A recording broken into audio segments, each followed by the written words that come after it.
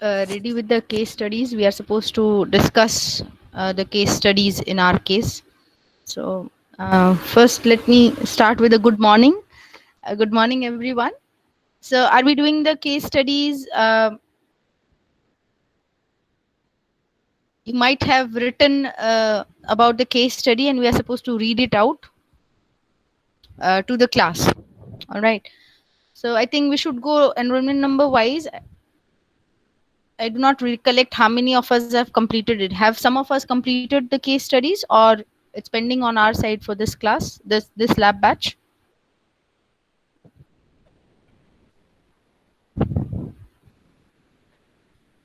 We have completed. Anybody whose case study or book review or public speaking is pending?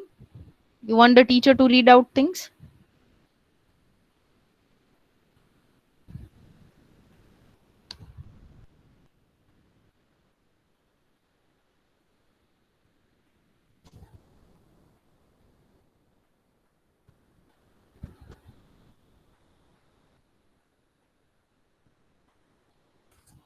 Completed. Excellent. Fine. So there are two things that we are going to do today. One, there is a component called Viva, which is pending for our subject. Okay. See, remember, I know you must have gone through the process of Viva and everything, but let us look at it from this subject's point of view and what kind of questions can be asked. One. And two, we are supposed to deal with agenda of meeting and minutes of meeting. These two things are pending in the lab sessions from our side, right? So I've already given you a sample of the agenda, a sample of the minutes, but we'll work on it today after I discuss the Viva. All right. So Viva or Viva voice, as they call it.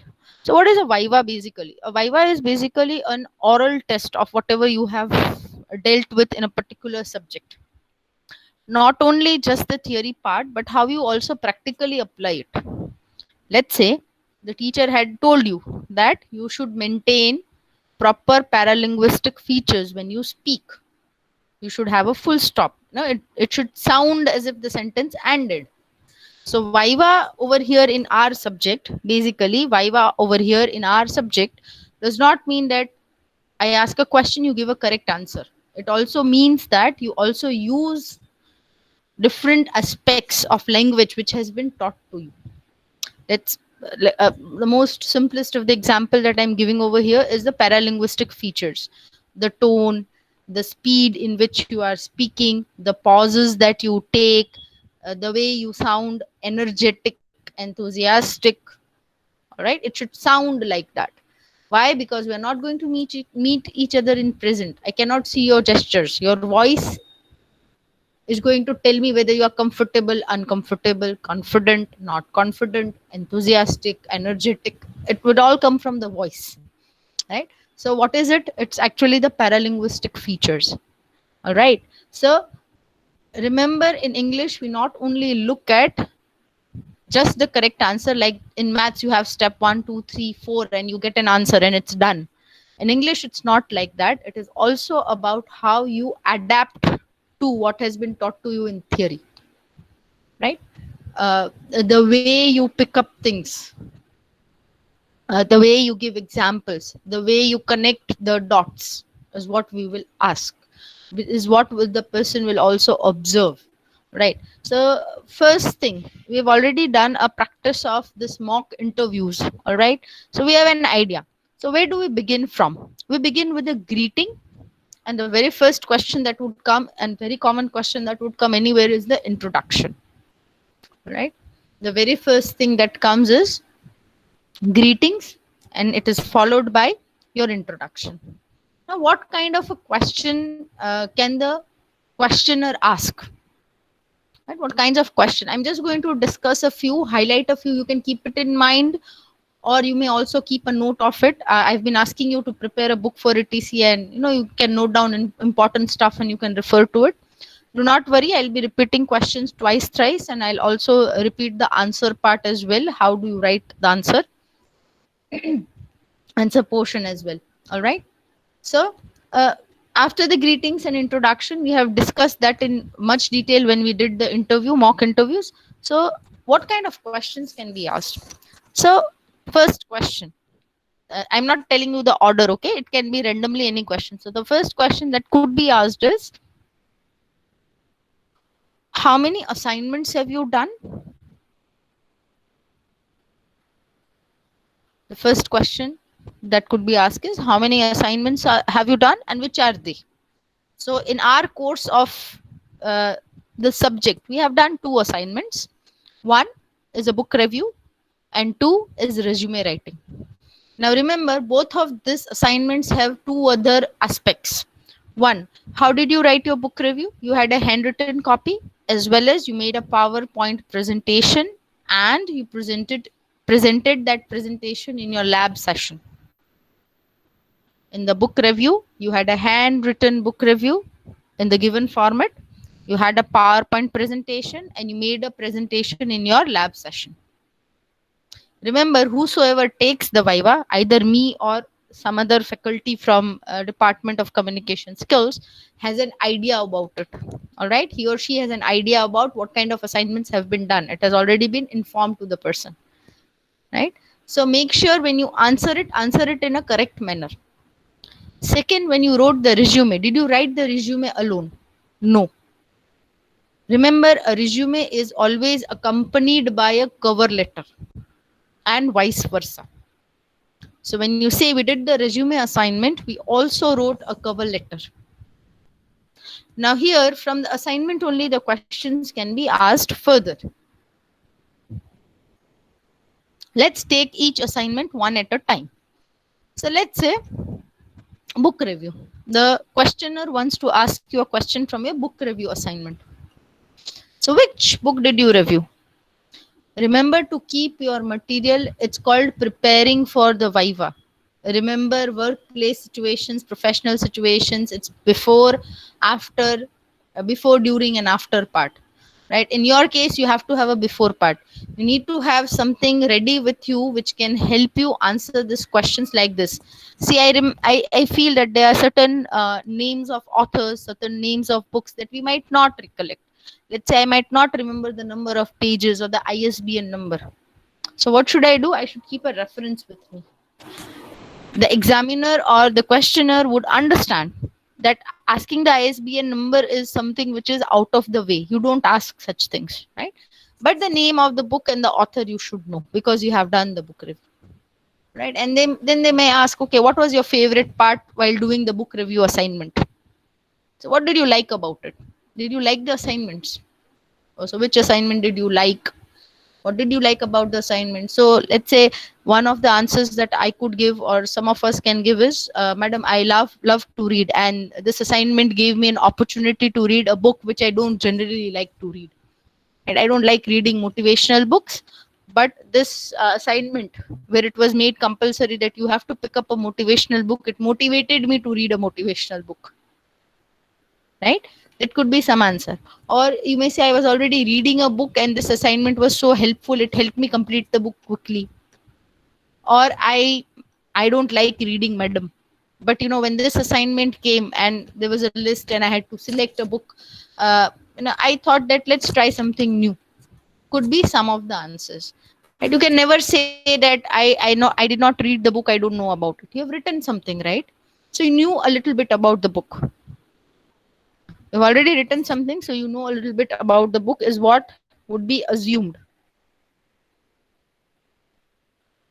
I know we are not supposed to assume anything in the workplace situation, is what the teacher said. So that is why they'll ask you from the very beginning, assuming that you have done the assignment, you have made your presentation, and you've read the book. All right. Then another question that can be asked is from the guideline questions is, which part did you like the most? Or what rating did you give to the book? And you say, I gave 4.5. So why did you give 4.5? Right? Those guidelines are not only meant for your book review, but they are also meant to guide you when somebody asks a question in the vibe. I hope I'm making sense and I'm making myself clear. All right. Now, The next assignment was the cover letter and the resume. Now, here, remember two things. People would be asking you the format because we have done the theory and you have also practically written the cover letter. So, you should know the format of the cover letter.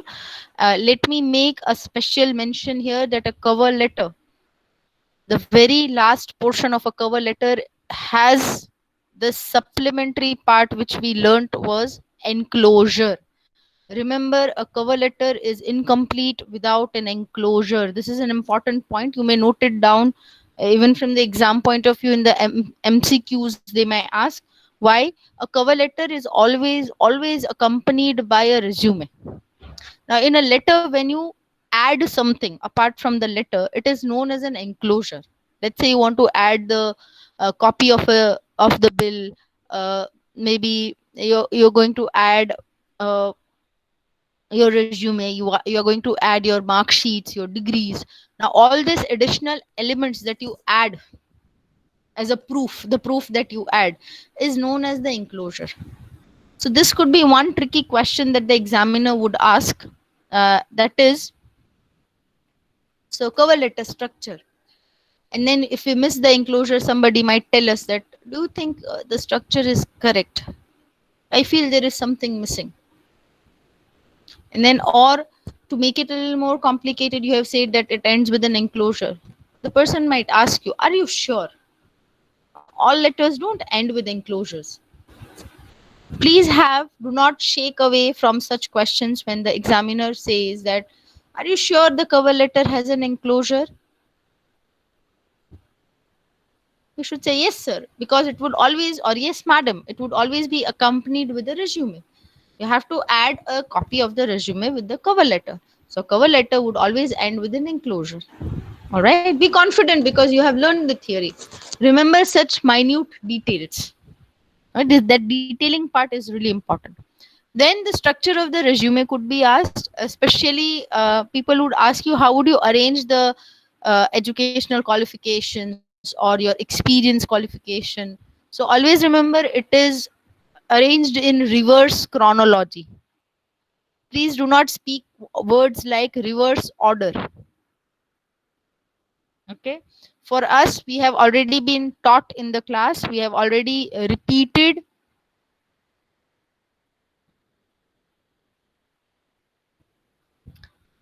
this technical terms like chronology, paralinguistic, different kinds of patterns of arranging. It's not the order of arrangement, it's a pattern in which you arrange. So it's the reverse chronological pattern. What kind of information do you have? What kind of things should you highlight in your resume? Does one resume work for every job that you apply for? No, it does not. Remember, we have told that every time you have to tailor your resume according to your job profile. You have to tailor your resume according to your job profile. Right? You have to highlight the set of skills that are required for any particular kind of a job position. You cannot have same set of skills for every job position. Yes, there would be always a few common set of skills, but then there have to be certain specific skills as well. All right, so you have to tailor it. That's the word we use. You don't say you have to change it. You cannot change your resume, you have to tailor it. That is, in simple words, you have to adjust according to the job position for which you are applying. So the word that you need to use over here is you have to tailor it. Right? I hope I'm making my self clear. Common skills over here, I would say, let's say if you are computer engineers, so what one common skill that you all should have is you should know how to operate a computer. One. Two, because you have done an engineering course, you have worked in groups.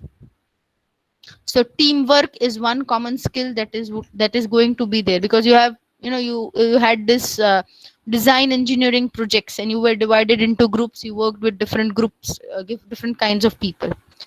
Three, because you worked in the group, sometime in any one semester you might have got a chance to take up the leadership position. So the third common skill would be leadership. 4, because you are taking an engineering degree, one of the other common skills that you should have is problem solving abilities.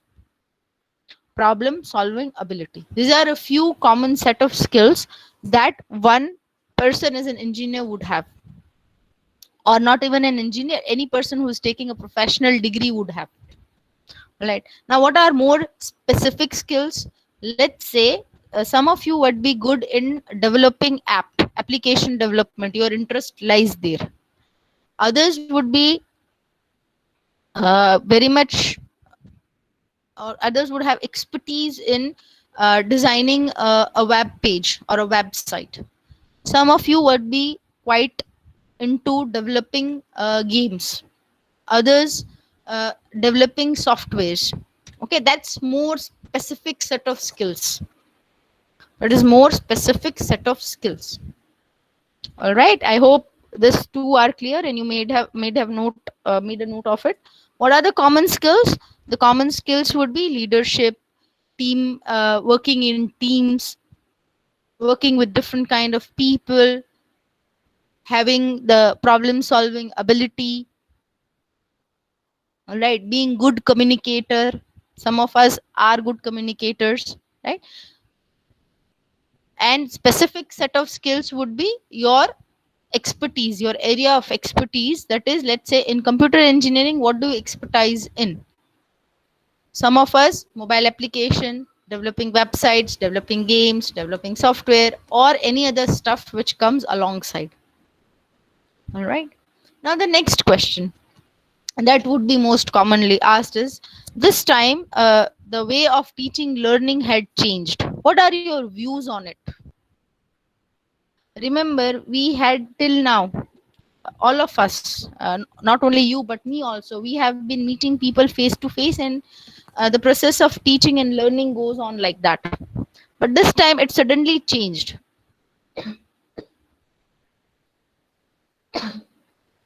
Excuse me.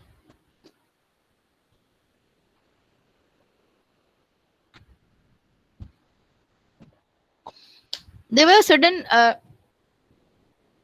not only sudden change but a drastic change. All right. So, what do you think? What are your views about it? What did you like about it? I think we had a group discussion on online teaching learning to be the new normal, right? Something like that. So, let's say most of us would have this feeling, uh, even if we are there in the classroom or in the lab session. 2 hours is a long time. How did you feel about your lab session being online? Were you there? What do you do? What did you think worked? What do you think did not work, or something like that? That's a more generalized kind of a question which everybody can answer in his or her own way. Next, because all of us in the university know that we were supposed to do a Coursera course related to each subject that has been taught in this semester. So, which Coursera course did you do?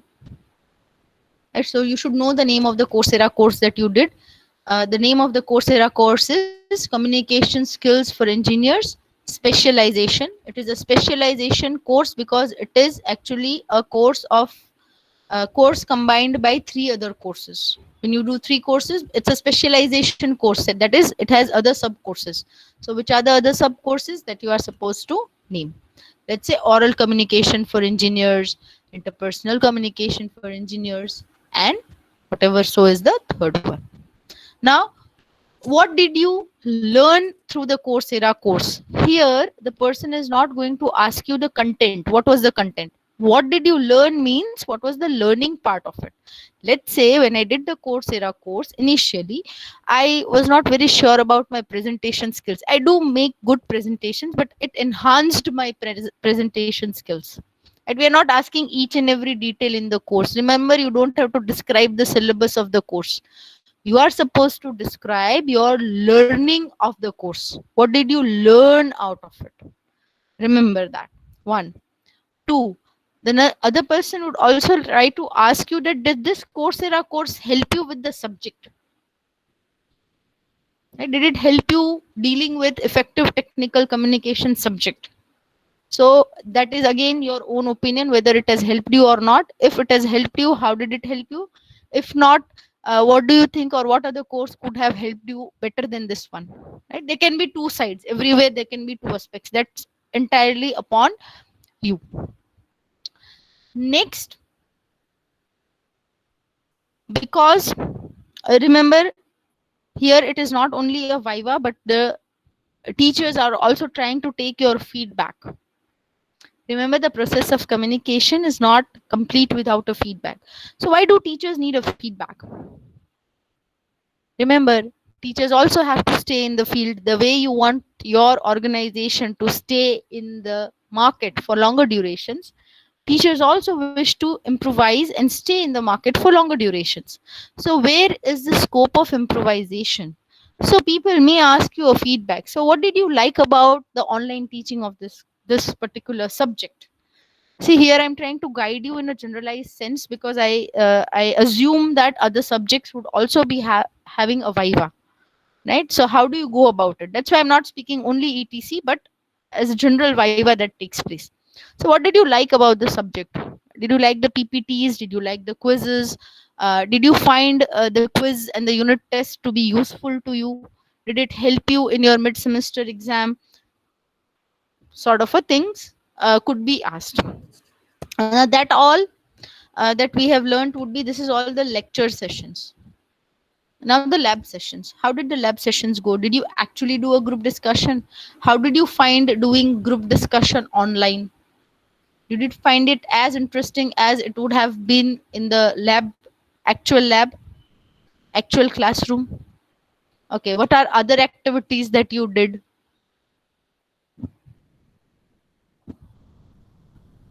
Did you have quiz in the lab session? Right, this could be a few kinds of questions that can be asked related to the lab activities that we have been doing. All right,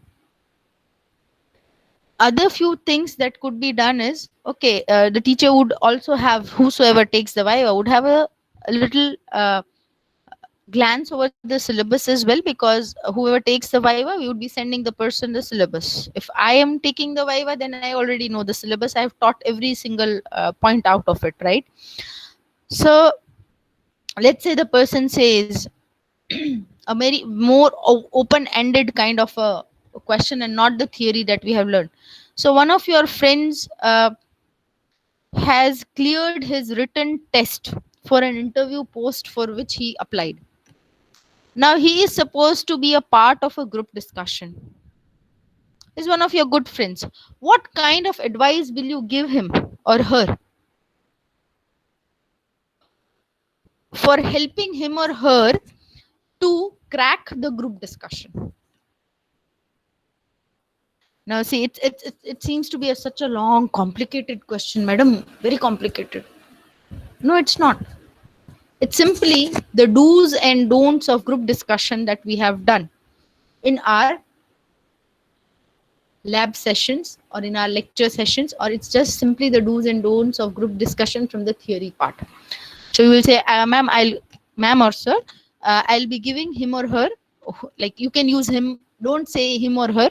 You can say, I'll give her the following advice. And then you have to note down the do's and don'ts. All right. I hope I'm making things clear. You have a clarity in mind how the viva would be going. Will not ask you, tell us what should we do in a group discussion. The question can be twisted in this form, where you are supposed to advise a friend who is supposed to appear for a group discussion. What advice will you give? What are the advices that we will give? So it is a group discussion, it is not a debate. You should pay proper attention for your language as well as your body language. Whenever you have an opinion, you should support your opinion with proper facts and figures. Right, this is the same thing that we have done in theory in group discussion, but a more practical aspect to it. Let's say you have been asked, you are the one of the bright students of the class, and you have been asked to give a speech on engineers day. You have been asked to give a speech on engineers day. What kind of preparation would you do? So here We don't ask you to read the speech. We are going to ask you to give us a little outline. Remember, I have also asked you to make outlines when we are doing things. You outline stuff, right? So I asked you, right? You beginning with an anecdote? Are you beginning with a quote? Then what are the points that you are going to cover and how you are going to conclude, right, in your introduction and all. So when a person asks you that you've been asked to give a public speech, how would you deal with it? You are supposed to not tell us the entire speech. You are not supposed to tell the examiner the entire speech. What are you supposed to tell him or her? You're supposed to tell him or her how is your speech going to look, right? It is similar to a hoarding that you have for any shop or any house or any uh, let's say any flat. What do they write? Do they write everything? No, it's a blueprint. So what do you have? You first have the title, then it tells you the main parts. Let's say it's a 3 bhk, so 3 bhk, 3 bedroom hall kitchen, that you understand. And then there's a little measurement given, how many square feet, what are the amenities. It's a blueprint. See, it's all bulleted points. They don't write we have one bedroom to the right, then you have the kitchen, one bedroom to the left. It's not written in the hoarding. So remember, in the Viva, please answer to the point. Remember, in the Viva, we need to answer to the point. This I have been telling in every unit that we have dealt with, that workplace situations, professional situations require you to speak to the point and not have a whole lot of conversation and only one line that is connected to the question that has been asked. So to the point. So when I say tell me something about public speaking, you are not supposed to tell me the entire speech. You're not supposed to narrate a speech. You are supposed to tell a blueprint. So you will say, let's say I'm going to talk on engineering day. So I'm going to narrate a small story about engineers. Right? I'm going to narrate a small story about engineers. Then I'm going to talk about what engineering day is all about, a little history of it. Then I'm going to talk about why and how engineers changed the way we live. And then I'll conclude by saying or mentioning a quote by an engineer. That's how I'm going to prepare for my public speech.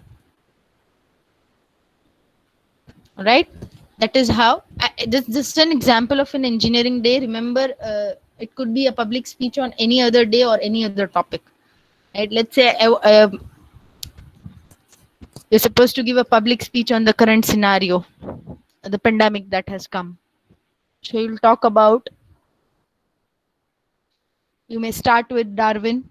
It's not let's say if you talk about the pandemic, you may start with Darwin. Darwin has always said that it's not about living, it is always about the survival of the fittest, who can sustain against the current situation, right? So you can quote him. Then you can talk about a few other pandemics that have happened. Let's say the Spanish flu or the plague that took place, and things happen. But the desire to live, the desire to defeat that human beings have, we have overcome such things. And you also might have a feeling that this pandemic might also get over. Maybe some of us are of the view that this pandemic has shown us a different way of life, a new perspective. I'm going to talk about the new perspective, and then maybe I'll end on a note which gives me a ray of hope in this dark times. All right, so these are the two examples that I have cited for public speaking. You are not supposed to uh, narrate or give the entire speech, but you are supposed to give us a background of it, or let's call it the blueprint of it, right, an outline of it. Similarly, in group discussion as well, will not ask you to group discuss, but you as an individual, when the Viva has been taken, you as an individual, you are supposed to give your opinions about a particular topic. Let's say somebody gives you a topic and you're supposed to give your opinions about it, supporting your opinions with facts and figures. Remember, because the Viva would be scheduled in between 5 to 10 minutes, you cannot have 10 minutes, 5 minutes for thinking and then 5 minutes for speaking the group discussion. You'd be given 2 to 3 minutes of speaking time and 2 to 3 minutes of preparation time if they ask a practical question. Now let's say one of the other practical questions would be letter writing.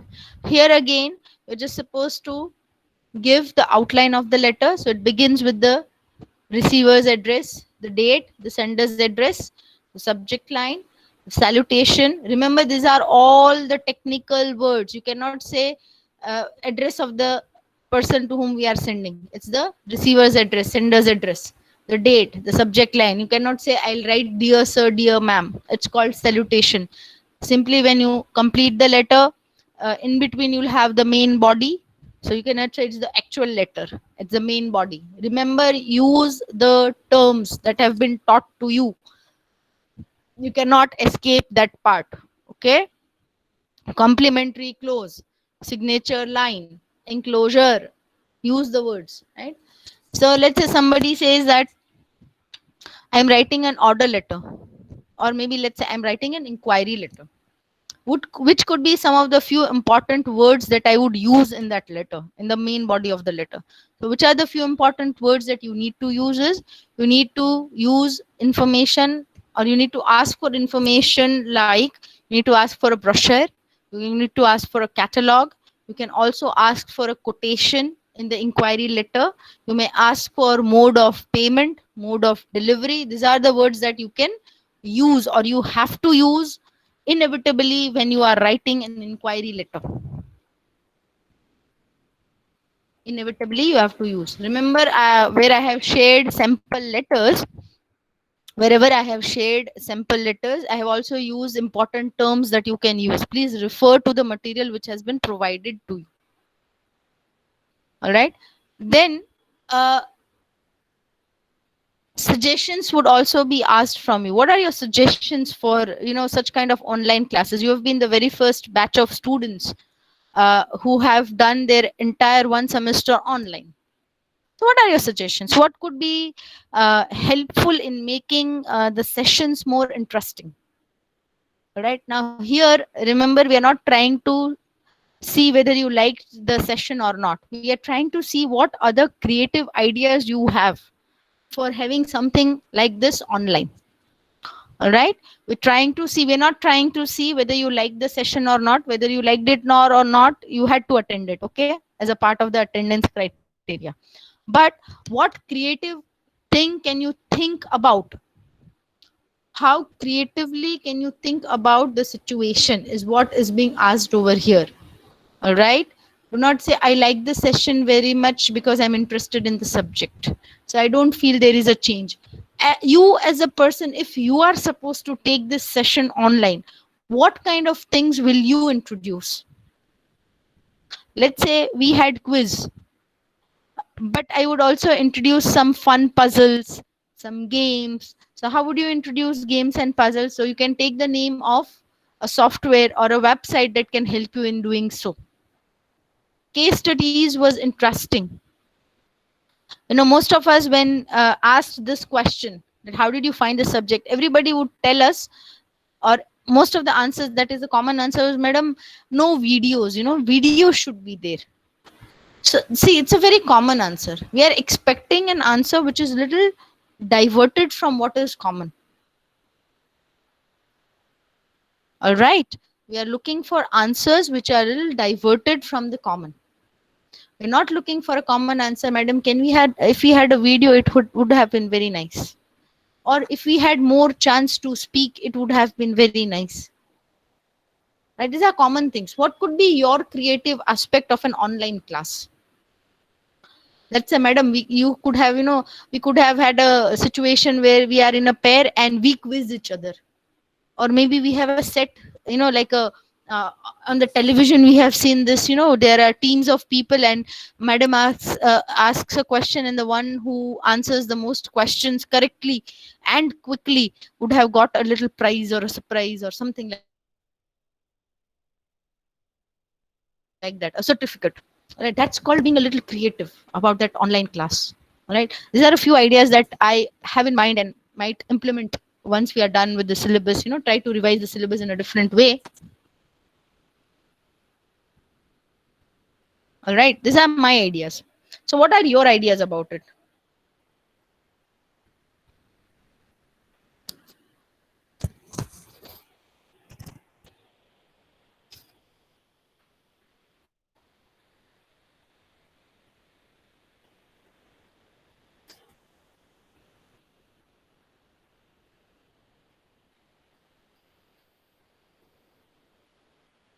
Right, so think about it creatively. Online, one of you has mentioned that it's interesting. So how is it interesting? How do you find it a little different? All right, that's what you are supposed to mention from your side. And please don't give generalized ideas, make it more specific. Okay.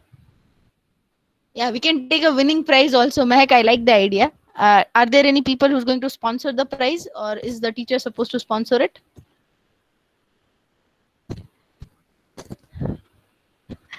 Fine.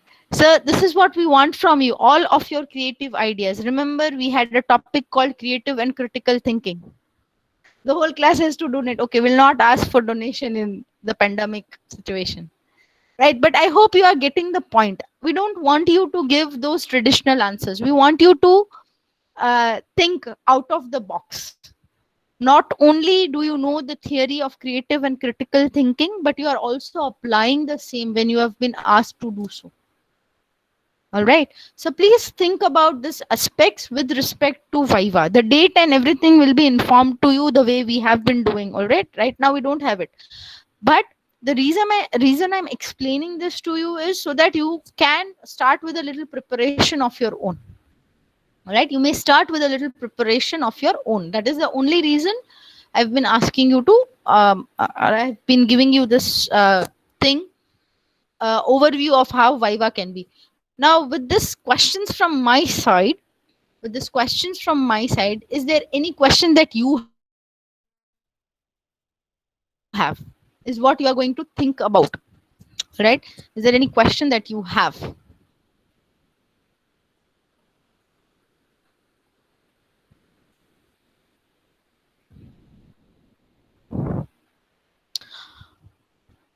Not right away, not right away, but keep in mind, if you have a question, you may always keep a note of it, keep a track of it, and uh, you may always discuss it with me. You know, it should not be a last moment, tomorrow you have a viva, today you call me. It should not be like that.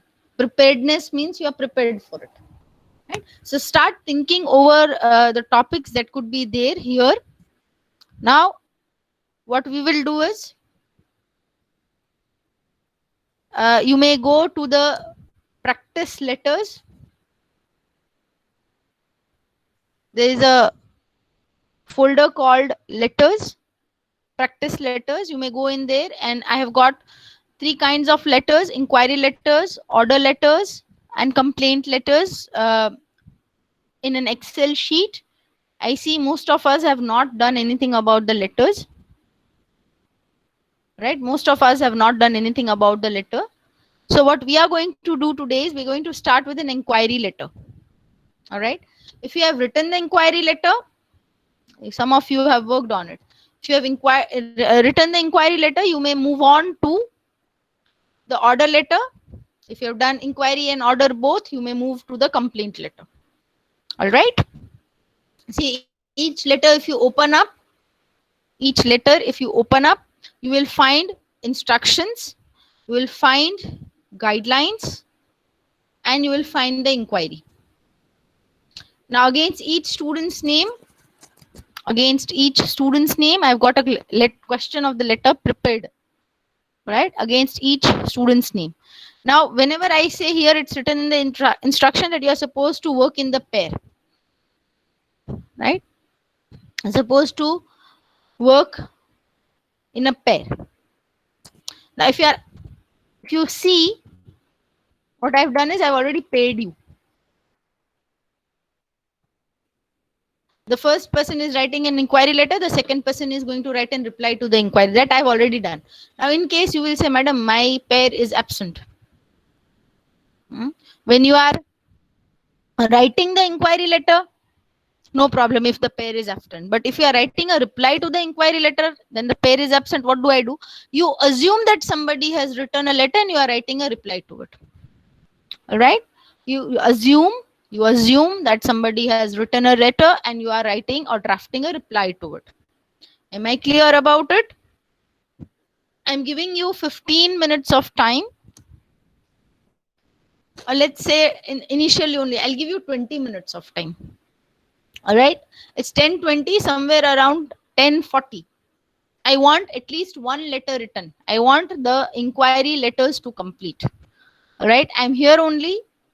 I'll be keeping an eye on it. I'm keeping a check on it as well. What you can do is you already have folders with your names.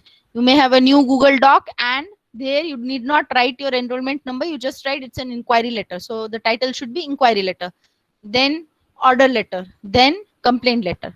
Now, what I suggest is you should not wait. Some of us would be fast writers. If you complete inquiry letter before the time that is given to you, if you are quite a good fast reader and fast writer, if you complete the inquiry letter, do not wait for instruction from me. You start drafting the order letter, because in today's lab sessions we want to complete the practice of at least writing 3 letters. The agenda is writing 3 letters: order letter, inquiry letter, and complaint letter. All right. For each of them, I have already got an Excel file which is uploaded. There's an Excel file that is uploaded. Excel file has 3 sheets. Sheet number 1, instructions. Sheet number 2, important phrases that you can use. And sheet number 3, your name and the question that is allocated to you.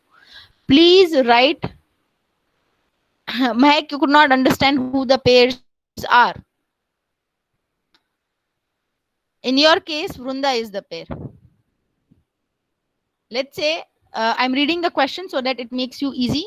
As a student of computer engineering, you want to purchase a laptop for your personal use. Write a letter of inquiry asking for different information to the Wipro Technologies, Memnagar, Ahmedabad. If you see the second question, it says, as the sales officer of Wipro Technologies, draft an appropriate reply to the inquiry made by the student. So when enrollment number 2, Mahek writes a letter, Vrunda is supposed to reply as a representative from Wipro Technologies. Now, in case Mahek is absent, so Vrunda has to assume that this is what the person asked and write the letter. Now, in this case, also, what you can do is if you want to simultaneously write the letter, you may assume that Mehak has asked for this many information. It's already mentioned the information, the price, the configuration, the type, the company, etc. Right? So you have to draft a reply to a student. All right. So it is already mentioned. That way only I have drafted letters or drafted the questions. I hope it is clear now.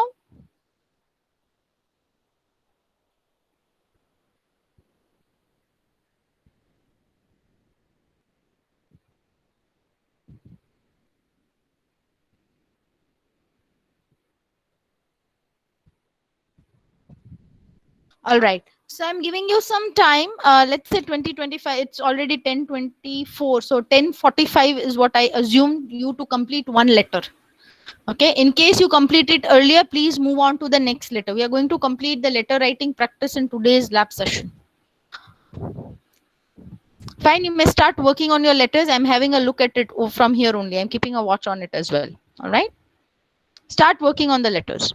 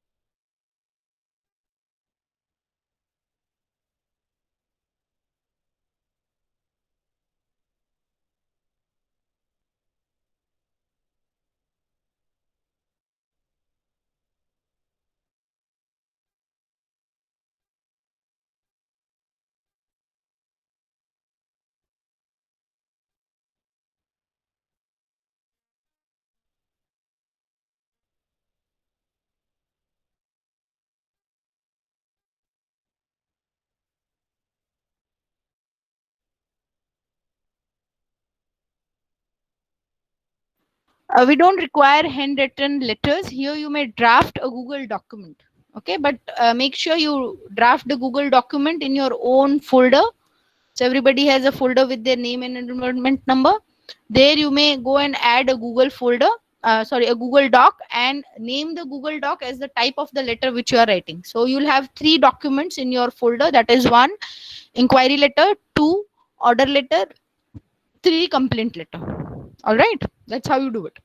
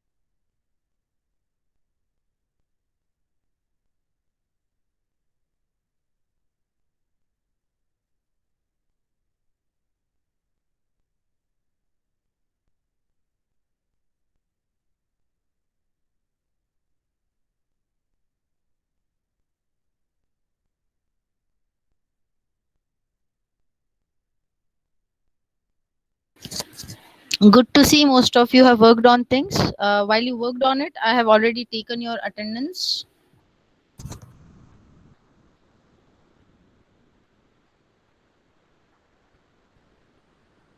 Right, so we will not worry about the attendance part. We'll call it a day over here.